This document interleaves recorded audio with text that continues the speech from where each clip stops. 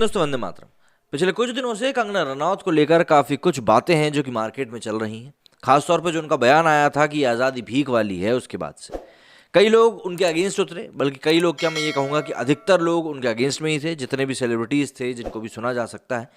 हालांकि पब्लिक काफी हद तक कंगना रनौत को ही सपोर्ट कर रही थी और काफी कुछ बोल रही थी कि नहीं, कंगना ने जो भी बोला है वो सही बोला है, आप उसके असली मतलब को समझें। लेकिन आखिरकार उनको एक व्यक्ति का सपोर्ट मिल गया बॉलीवुड फ्रेटर्निटी से।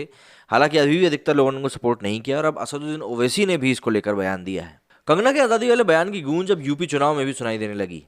ओवैसी ने योगी सरकार पर निशाना साधते हुए कहा है कि अगर कोई मुसलमान ऐसा बोलता तो उस पर यूएपीए लगा दिया जाता।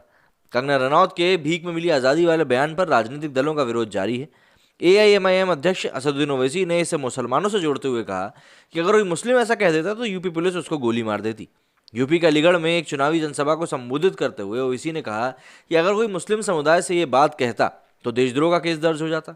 उन्होंने कहा कि हद तो ये हो गई कि एक मोहतरमा को हमारा सर्वोच्च नागरिक अवार्ड दिया गया, वो मोहतरमा एक टीवी के इंटरव्यू में कहती हैं कि देश को आज़ादी 2014 में मिली। अगर ये बात एक मुसलमान कह देता तो अब तक उसके ऊपर यूएपीए लगा दिया गया होता। आगे ओवैसी बोले कि मुस्लिम युवक को जेल में डालने से पहले थाने में ले जाकर उसे घुटनों के नीचे गोली मार दी जाती और बोलते कि तूने गद्दारी करी है, मगर वो रानी है, आप महाराजा हैं, कोई कुछ नहीं कह सकता। इस दौरान ओवैसी ने योगी सरकार पर हमला करते हुए कहा कि पाकिस्तान की जीत का जश्न मनाने वालों को उत्तर प्रदेश के मुख्यमंत्री योगी आदित्यनाथ चेतावनी देते हैं, लेकिन कंगना पर चुप रहते हैं। उन्होंने कहा कि अगर हमारे मुंह से गलती से भी कुछ निकल जाता है, किसी ने इंडिया पाकिस्तान के मैच पर गलती से कुछ लिख दिया, तो बाबा ने कहा कि इसको गद्दारी का इल्ज़ाम लगाकर जेल में डाल दिया जाएगा। मैं उत्तर प्रदेश के मुख्यमंत्री से पूछ रहा हूं कि मैं देश के प्रधानमंत्री नरेंद्र मोदी से पूछ रहा हूं कि देश 1947 में आज़ाद हुआ या 2014 में आज़ाद हुआ, यही बता दो। और ये गलत है तो देश के प्रधानमंत्री और उत्तर प्रदेश के मुख्यमंत्री गद्दारी का इल्ज़ाम लगाएंगे। क्या देशद्रोह का केस सिर्फ मुसलमानों के लिए है? बता दें कि कंगना ने एक न्यूज़ चैनल पर इंटरव्यू दिया था। उस इंटरव्यू के दौरान उन्होंने एक कथन कह दिया था। टाइम्स नाउ को ये इंटरव्यू दिया था। हालांकि टाइम्स नाउ ने भी बाद में उनसे पल्ला झाड़ते हुए इससे किनारा कर लिया था और कहा था कि भाई ये कंगना का पर्सनल ओपिनियन है और उसके बारे में हम लोग कुछ भी नहीं कह सकते।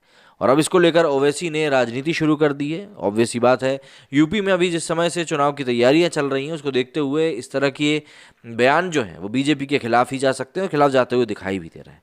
आप क्या कहना है इस बारे में मुझे कमेंट करके जरूर बताइएगा। मेरे स्टूडियो में फिलहाल इतना ही। जय हिंद, जय भारत।